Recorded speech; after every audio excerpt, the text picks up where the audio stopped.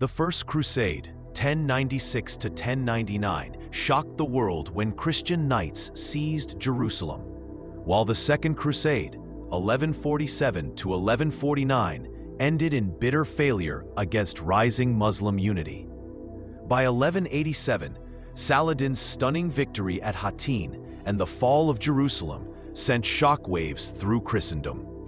Thus began the Third Crusade, 1189 to 1192, a clash of legends, where Richard the Lionheart and Saladin would face off in one of history's greatest struggles. Before we dive into the epic story of the Third Crusade, don't forget to subscribe to my channel for more legendary history. A fire ring.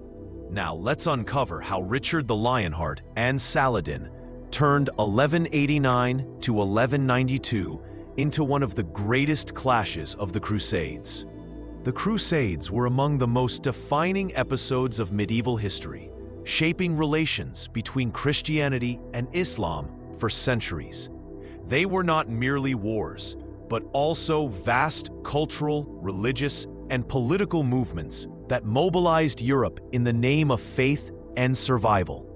The First Crusade, 1096 to 1099, called by Pope Urban II, had ended in the astonishing capture of Jerusalem in 1099, creating several fragile Crusader states, most notably the Kingdom of Jerusalem. For nearly a century, Western knights, settlers, and rulers tried to defend these territories against constant pressure from Muslim powers. The Second Crusade, 1147 to 1149, had been launched in response to the fall of the County of Edessa.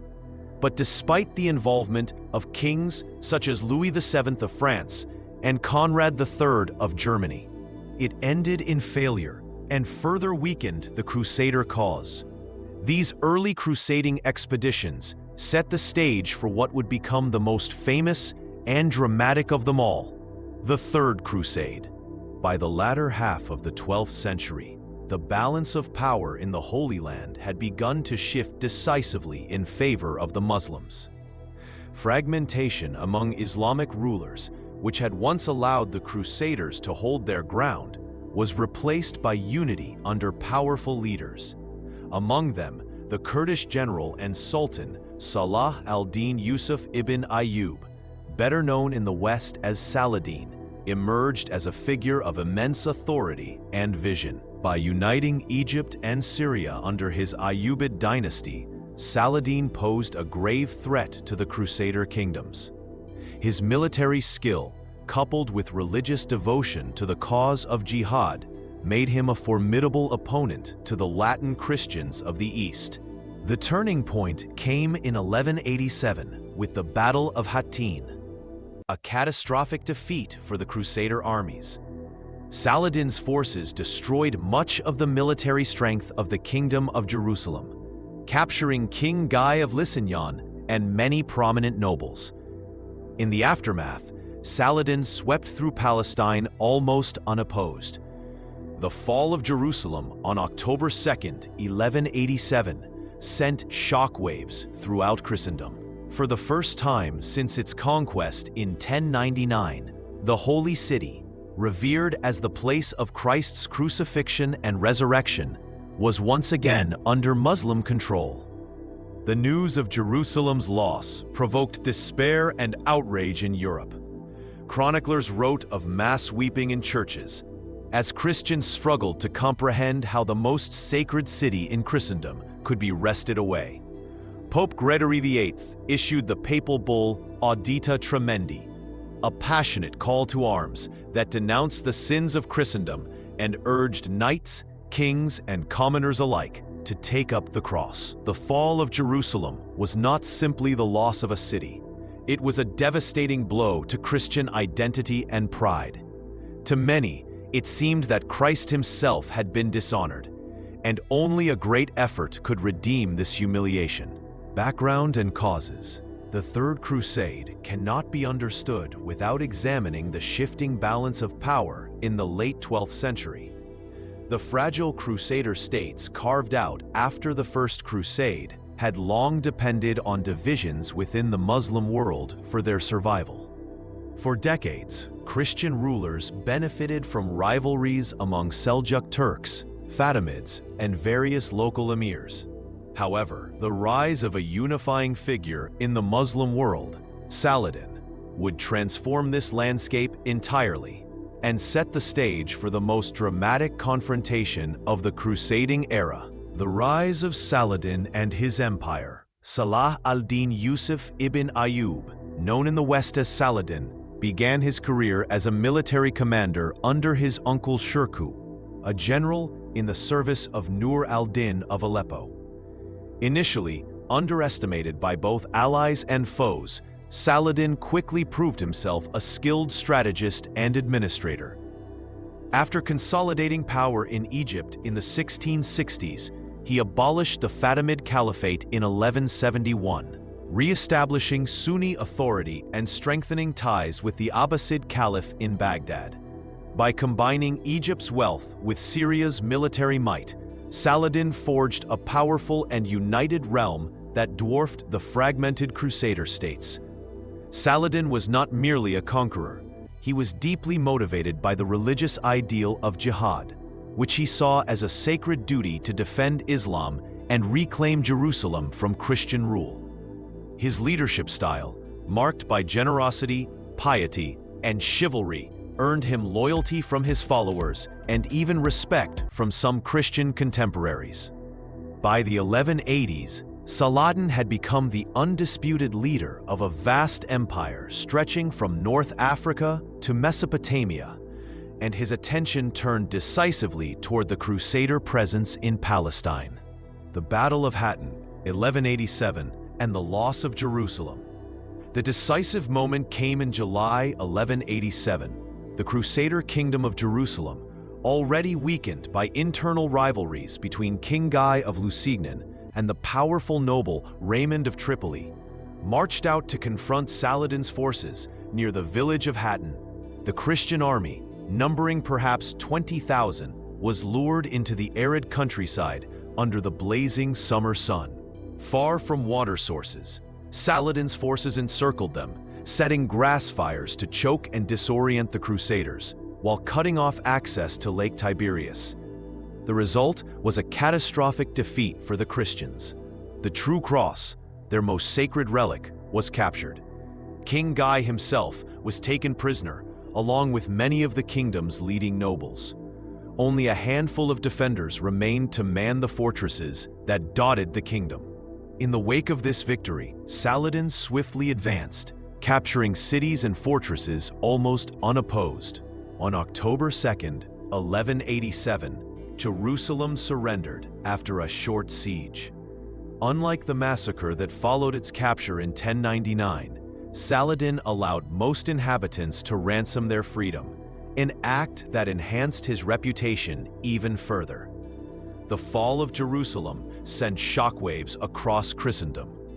For nearly a century, the Holy City had stood as the proud symbol of Christian triumph in the East. Its sudden loss was not only a military disaster, but a spiritual and cultural catastrophe. The papal call for a new crusade. When news of Jerusalem's fall reached Europe, despair quickly turned to determination. Pope Gregory VIII issued the bull Audita Tremendi in late 1187, lamenting the sins of Christendom and declaring the disaster as divine punishment.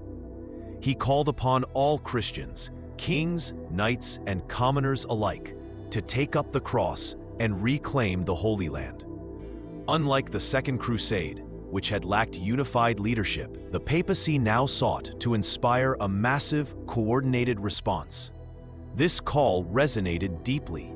The outrage over Jerusalem's loss stirred monarchs to action. Frederick Barbarossa, the Holy Roman Emperor, took the cross, as did King Philip II of France and King Richard I of England, later known as Richard the Lionheart. The participation of such powerful rulers gave the movement unprecedented prestige, and the Third Crusade was soon underway. The major leaders. The Third Crusade stands out from the other expeditions to the Holy Land, not only because of its scale and ambition, but because of the extraordinary personalities who led it. Unlike earlier crusades, this was a crusade of kings, drawing together some of the most powerful rulers of Christendom and pitting them against one of the most remarkable Muslim leaders of the age. The clash between these figures, each with distinct strengths, ambitions, and legacies, defined the course of the campaign. Frederick Barbarossa, the Holy Roman Emperor Frederick I, better known as Frederick Barbarossa, Redbeard, was the veteran emperor of the Holy Roman Empire and one of the most respected rulers of his era. Crowned emperor in 1155, he had spent decades consolidating his vast realm, which stretched across much of Central Europe. Barbarossa combined charisma with an iron will, earning loyalty from his nobles and respect from his enemies. His decision to join the crusade gave the movement unmatched prestige, for he was by far the most experienced of the leaders. In 1189, at the age of nearly 70, Barbarossa embarked on the arduous overland journey to the east, commanding a massive army of perhaps 100,000 men. His presence inspired hope that the Crusaders would reclaim Jerusalem. Tragically, his campaign was cut short.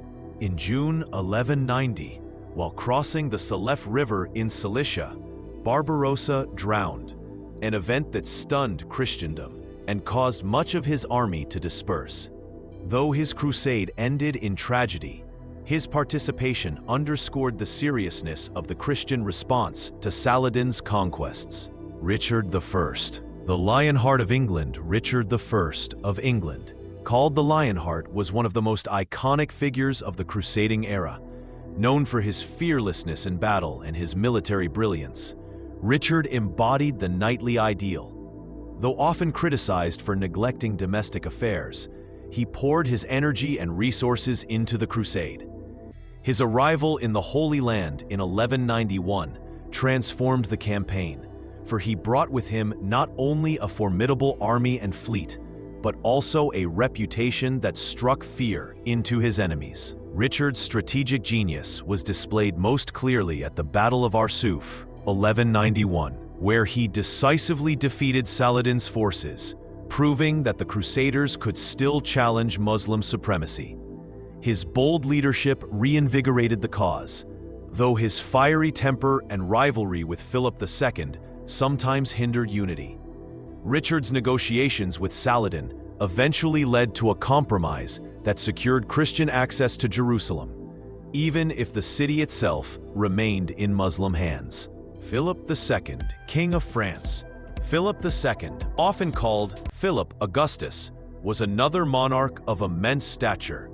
Unlike Richard, Philip was a shrewd politician rather than a battlefield commander. He was instrumental in organizing the crusade and sailed to the east alongside Richard in 1190. However, tensions between the two kings soon emerged, as both vied for influence and prestige. Philip played a key role in the Siege of Acre, 1189 to 1191, which marked the first major Christian victory of the crusade. Yet shortly after this success, he returned to France, citing illness and pressing political matters at home. His departure weakened the Crusader coalition and left Richard as the dominant Christian leader in the Holy Land. Even so, Philip's contribution to the early phase of the crusade was critical to its initial momentum. Saladin, Sultan of Egypt and Syria. Opposing these kings was Saladin, the Sultan of Egypt and Syria. By 1187, he had already achieved legendary status through his unification of the Muslim world and his recapture of Jerusalem. Saladin's leadership combined military brilliance with diplomacy and religious devotion.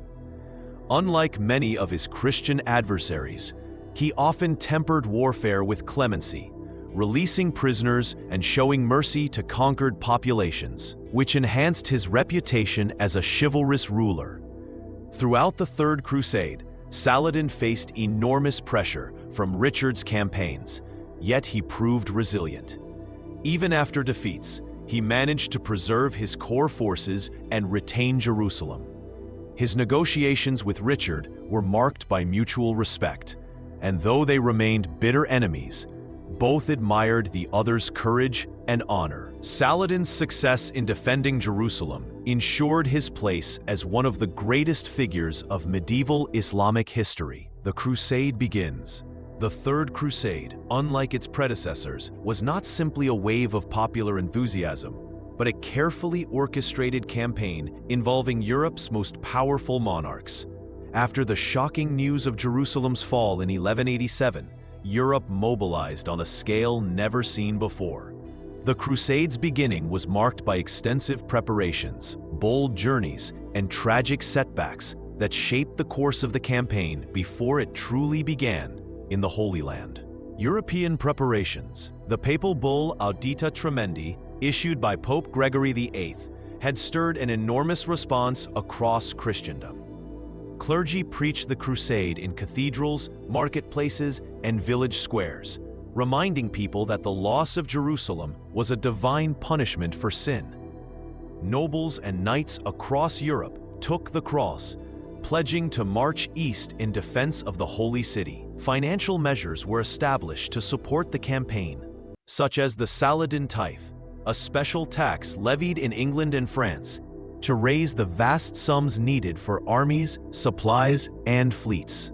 Unlike previous crusades, this expedition was to be led by kings themselves: Frederick Barbarossa of the Holy Roman Empire, Richard I of England, and Philip II of France pledged their participation, lending the enterprise unmatched authority. Their involvement raised hopes across Europe that unity and strength would ensure victory over Saladin. Yet even before the armies reached the east, the crusade faced immense challenges. Frederick Barbarossa's journey and death. Frederick Barbarossa, though nearly 70, was the first to set out. In May 1189, he led a massive German army, estimated at over 100,000 men, across the Danube and through Hungary, the Byzantine Empire, and Anatolia. His disciplined march impressed both allies and enemies, and many believed his experience and prestige would make him the natural leader of the crusade. However, the journey was grueling. The Byzantines, wary of his presence, were reluctant to provide supplies, and in Anatolia, his army faced Turkish attacks and harsh terrain. Despite these hardships, Barbarossa pressed forward with determination, reaching Cilicia by June 1190. But disaster struck on June 10th, when the emperor drowned while attempting to cross the Salif River, modern Göksu River. His sudden death sent shockwaves through the Crusader host. Leaderless and demoralized, much of the German army dispersed.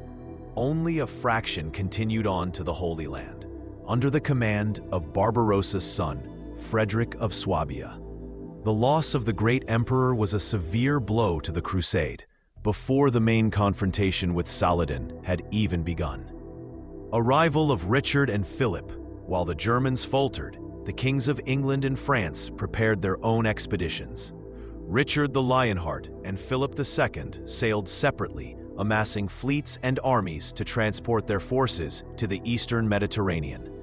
Both departed in 1190, stopping in Sicily to rest and secure supplies.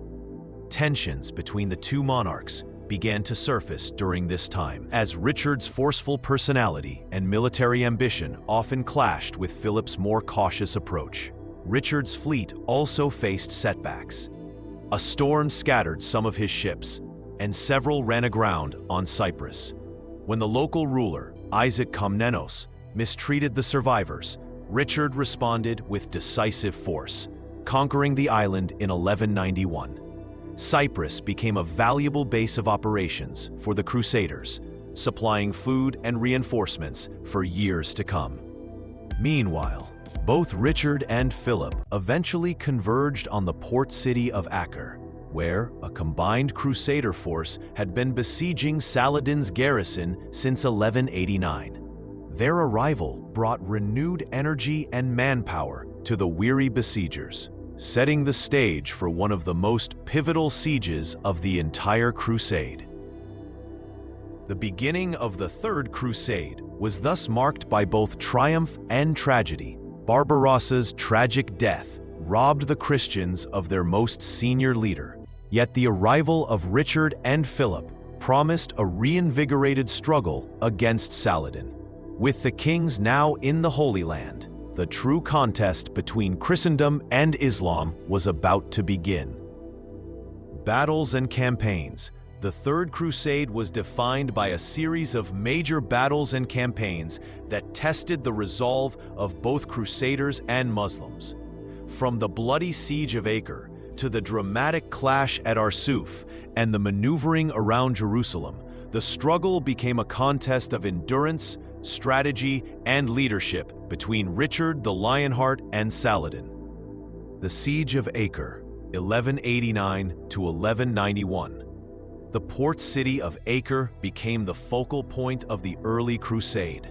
Laid under siege by Christian forces in 1189, Acre endured a brutal 2-year struggle. Crusaders, including contingents from Europe and the remnants of Barbarossa's German army, encircled the city, while Saladin's forces surrounded the besiegers, creating a deadly stalemate.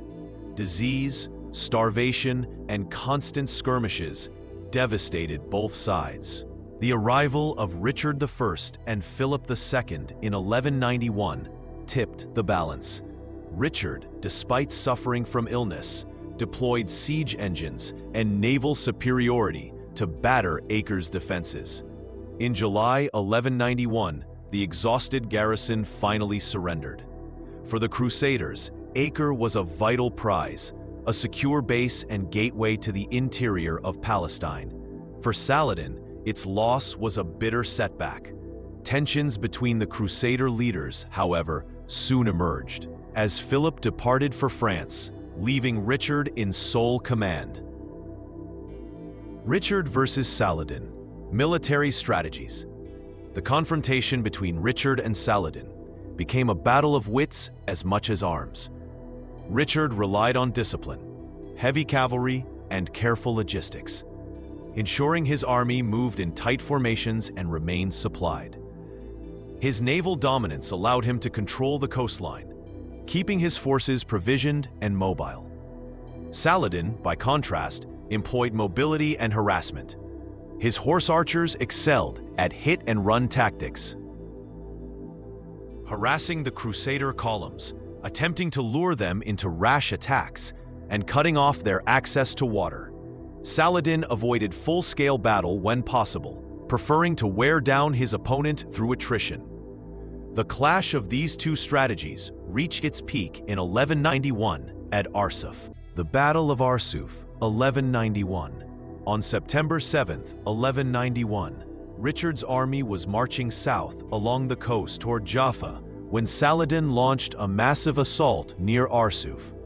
For hours, waves of Muslim cavalry and archers harassed the Crusader column, hoping to break its cohesion.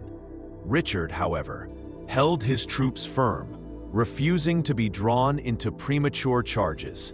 Finally, at the decisive moment, Richard ordered his knights to charge. The disciplined counterattack shattered Saladin's lines, routing his cavalry and securing a resounding Crusader victory. Arsuf was not merely a battlefield success. It restored Christian morale and demonstrated that Saladin could be beaten in open combat. Richard's reputation as a military genius was firmly established. The campaigns of the Third Crusade thus showcased both the brilliance and limits of medieval warfare. Richard's victories restored Christian strength, but Saladin's resilience ensured that Jerusalem remained in Muslim hands. The struggle between the two leaders became legendary, marked by both fierce combat and mutual respect. The campaigns of the Third Crusade thus showcased both the brilliance and limits of medieval warfare. Richard's victories restored Christian strength, but Saladin's resilience ensured that Jerusalem remained in Muslim hands. The struggle between the two leaders became legendary, marked by both fierce combat and mutual respect. Negotiations between Richard and Saladin. Throughout the campaign, Richard and Saladin engaged in intermittent diplomacy. Despite being fierce adversaries, both leaders displayed mutual respect. Envoys frequently traveled between their camps, discussing prisoner exchanges, truces, and even a proposed marriage alliance between Richard's sister, Joan of England, and Saladin's brother, El-Adil. Though such ambitious plans never materialized, these talks reveal the pragmatic side of both leaders. Ultimately, their negotiations culminated in the Treaty of Jaffa, 1192, which ended the Crusade by granting Christians access to Jerusalem, while leaving the city under Muslim control. Richard's alliances. Richard also pursued alliances to bolster his strategic position. His conquest of Cyprus in 1191 was a masterstroke. The island became a crucial supply base and financial hub for the Crusade. Richard sold Cyprus to the Knights Templar, then later to Guy of Lusignan, securing political stability in the region. He also courted local powers hostile to Saladin, including some discontented Muslim leaders. Demonstrating his skill as a diplomat as well as a warrior, these maneuvers ensured that the Crusaders maintained strong supply lines and regional allies despite setbacks inland. Political rivalries between Richard and Philip. Diplomatic challenges were not limited to dealings with Saladin. Within the Crusader ranks, tensions simmered between Richard and Philip II of France. The two kings had set out as allies, but jealousy, disputes over leadership, and rival claims to territories in the east fueled conflict. Philip's early departure from the Crusade in 1191 left Richard as the dominant Christian leader, but also deepened political rivalries that continued back in Europe. End of the Crusade. By 1192, after years of fighting marked by both triumph and frustration, the Third Crusade reached its conclusion. Neither side could secure a decisive victory. The Crusaders, despite Richard's brilliance on the battlefield, lacked the strength to capture Jerusalem. Saladin, though still the master of the Holy City, could not dislodge the Christians from their strong coastal bases. Exhaustion, dwindling resources, and pressing political concerns in Europe and the Muslim world alike paved the way for compromise. The Treaty of Jaffa, 1192. In September 1192, Richard the Lionheart and Saladin agreed to the Treaty of Jaffa, which formally ended hostilities. Under its terms, Jerusalem remained under Muslim control, but Christian pilgrims were granted safe passage to the holy sites, including the Church of the Holy Sepulchre.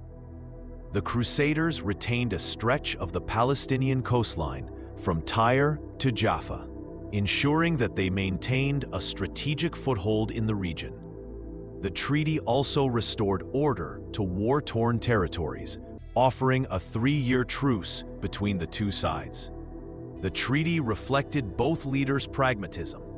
Richard knew he could not realistically hold Jerusalem even if he captured it, given his limited manpower and looming troubles back in England. Saladin, meanwhile, recognized that his prolonged war against the Crusaders threatened to overstretch his resources and invited dissent among his allies. The agreement, therefore, allowed both men to withdraw with their honor intact. What the Crusaders gained and lost. The Crusaders' greatest loss was Jerusalem itself. Despite years of effort and sacrifice, the Holy City remained in Muslim hands. Many in Europe saw this as a failure, for the original aim of the Crusade, recapturing Jerusalem, was not achieved. Yet the Crusaders did gain important advantages. The capture of Acre and control of the coastal corridor ensured the survival of the Crusader states, which had been on the verge of collapse after the disaster of Hattin in 1187. Access to the holy places in Jerusalem, guaranteed by treaty, also provided spiritual consolation for the Christian world. Most importantly, the Crusade demonstrated that Christian power in the East had not been extinguished, even if it had been diminished. Saladin's legacy versus Richard's the Third Crusade elevated both Saladin and Richard the Lionheart into legends. For the Muslim world, Saladin was the great unifier and defender of Islam, the man who restored Jerusalem to Muslim control after nearly a century. His reputation for mercy and chivalry, such as sparing the population of Jerusalem in 1187, made him an enduring hero in Islamic memory. Richard, by contrast, became the embodiment of the crusading knight in European imagination. His daring victories, especially at Arsuf and Jaffa, and his fearless leadership earned him the title Lionheart. Yet his inability to secure Jerusalem left a sense of unfulfilled promise. Moreover, his absence from England during the Crusade created political instability at home. In the end, the Third Crusade ended not with the dramatic reconquest of the Holy City, but with a pragmatic compromise. It preserved Christian influence in the Holy Land, enshrined the reputations of Richard and Saladin, and set the stage for future crusading efforts. The legacy of the Crusade was thus a mixture of glory and disappointment, an epic struggle remembered as much for the greatness of its leaders as for its inconclusive outcome. Aftermath: the Third Crusade ended in 1192 with the Treaty of Jaffa, leaving a complex legacy for both Europe and the Middle East.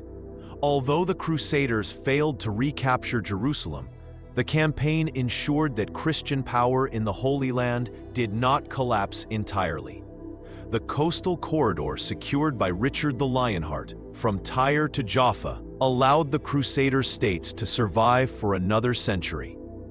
For the Muslim world, the retention of Jerusalem under Saladin's rule symbolized both triumph and divine favor, reinforcing the Ayyubid dynasty's legitimacy.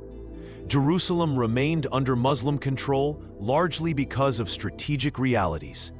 Richard recognized that even if the Crusaders captured the city, they lacked the manpower to defend it against counterattacks. Saladin's armies remained strong, and the surrounding Muslim territories ensured that the city would be isolated and vulnerable. Thus, both sides accepted a compromise. Christian pilgrims gained access to Jerusalem's holy sites, but political authority remained firmly in Muslim hands. This pragmatic arrangement reflected the limitations of medieval warfare, where supply lines, fortifications, and manpower often determined success more than battlefield victories. The outcome of the Third Crusade deeply influenced later crusading efforts. In Europe, Richard and Saladin's legendary rivalry became the subject of chronicles and songs, fueling both admiration and frustration. Many Christians saw the failure to reclaim Jerusalem as a sign that more crusades were necessary. Indeed, the crusading movement continued, leading to the ill-fated Fourth Crusade, 1202 to 1204, which was diverted to Constantinople instead of the Holy Land. Later expeditions sought to emulate Richard's achievements, but rarely matched his success. In the end, the Third Crusade preserved a Christian presence in the East while cementing Muslim dominance over Jerusalem. It left behind a legacy of both heroism and disappointment, shaping the crusading spirit for generations to come. Historical analysis. The Third Crusade, 1189 to 1192, occupies a unique place in medieval history as both a military campaign of remarkable feats and a clash of towering personalities. While it did not achieve its principal objective, the recovery of Jerusalem, it nonetheless demonstrated the resilience of Christian and Muslim powers and reshaped the balance in the Levant for decades. Military significance of the Third Crusade. Militarily, the Crusade was a testament to the evolution of strategy and logistics in medieval warfare. The Siege of Acre showed the importance of naval power, siege technology, and sustained supply lines. Acre's capture gave the Crusaders a critical base, proving that despite the disaster at Hattin, Christian arms could still deliver decisive victories. The Battle of Arsuf, where Richard I's disciplined countercharge broke Saladin's cavalry, highlighted the effectiveness of heavy cavalry when deployed with tactical patience. Yet, the failure to capture Jerusalem also underscored the limitations of crusading warfare. Long campaigns in hostile territory strained supply lines, especially when armies relied on fleets for provisions. The Crusaders could win battles, but struggled to translate victories into lasting territorial control. Saladin's strategy of harassment, attrition, and avoiding decisive defeats proved just as effective as Richard. Clash of personalities. Richard versus Saladin. The duel between Richard the Lionheart and Saladin elevated the Third Crusade into legend. Richard embodied the crusading knight, fearless, aggressive, and tactically brilliant. Saladin, by contrast, personified the ideal Muslim ruler, pious, pragmatic, and unifying. Their encounters, whether on the battlefield or at the negotiating table, reflected two different but equally formidable approaches to leadership. Though fierce adversaries, the two leaders admired each other's courage and chivalry. Richard's defense of Jaffa in 1192, where he led a desperate counterattack against overwhelming odds, became as famous as Saladin's mercy at Jerusalem in 1187. Their rivalry was not merely military, but symbolic, encapsulating the broader confrontation between Christendom and Islam during the crusading era. Lessons learned from the Crusade. The Third Crusade offered enduring lessons for both sides. For the Christians, it revealed the difficulty of sustaining long-term campaigns far from home. The premature death of Frederick Barbarossa and the rivalry between Richard and Philip II demonstrated how fragile Crusader unity was. Despite victories, without lasting cooperation and manpower, Jerusalem could not be held. For the Muslims, the Crusade underscored the importance of unity under strong leadership. Saladin's ability to rally diverse Muslim factions was key to preserving Jerusalem. Even after defeats, his refusal to allow despair or division ensured that the Ayyubid state endured. The broader lesson was that the Holy Land could no longer be dominated by one side alone. Both Richard and Saladin recognized this reality, which is why their conflict ended in compromise. The Treaty of Jaffa symbolized a shift from dreams of total conquest to pragmatic coexistence, at least temporarily. In the end, the Third Crusade was less about territory than about prestige and legacy.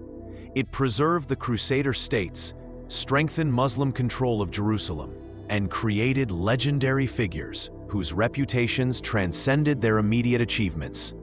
Its lessons in strategy, diplomacy, and leadership echo far beyond the medieval world. Conclusion: the Third Crusade remains one of the most debated episodes of the medieval era, raising the central question: was it a success or a failure? On one hand, the Crusaders failed in their ultimate objective, recapturing Jerusalem. For much of Christendom, this was a bitter disappointment. The Holy City, lost to Saladin in 1187, remained under Muslim control, and the dream of restoring it to Christian rule went unfulfilled. From this perspective, the Crusade appeared to be a costly failure, marked by thousands of lives lost and enormous resources spent without achieving its primary goal. Yet, judged more broadly, the Third Crusade was not without success. Richard the Lionheart's victories at Acre, Arsuf, and Jaffa preserved the survival of the Crusader states, which had been on the brink of annihilation after Hattin. The Treaty of Jaffa secured safe passage for Christian pilgrims to Jerusalem's holy sites, a meaningful, if limited, achievement. Moreover, the Crusade restored Christian prestige, proving that Christendom could still challenge Saladin's power on equal terms. The long-term consequences were mixed. For Christendom, the Crusade deepened both inspiration and frustration. It demonstrated the valor of leaders like Richard, but also revealed the persistent weakness of disunity, as seen in the rivalry between Richard and Philip and the loss of Frederick Barbarossa. For the Islamic world, the Crusade reaffirmed Muslim strength and the enduring significance of Jerusalem under Saladin's guardianship, solidifying his legacy as a heroic defender of Islam.